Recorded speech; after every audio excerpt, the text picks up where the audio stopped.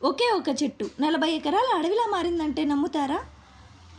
అది సాధారణ చెట్టు కాదు. ప్రపంచంలోనే అతిపెద్ద వటవృక్షం తిమ్మమ్మ మర్రిమాను. దూరం నుంచి చూస్తే అది ఒక అడవిలా కనిపిస్తుంది. కానీ దగ్గరికి వెళ్తేనే తెలుస్తుంది అది ఒక చెట్టు మాత్రమే అని.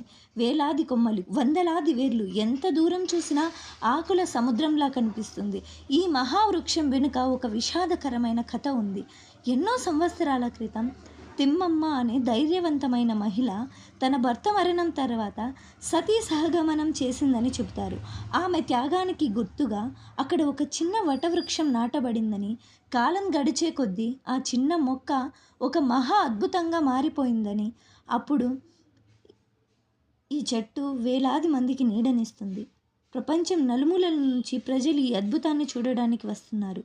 గాలి వీచినప్పుడు ఆ భారీ కొమ్మల మధ్య కదిలే దృశ్యం చూస్తే అది ప్రకృతి సృష్టించిన జీవంతమైన మహాకావ్యంలా కనిపిస్తుంది.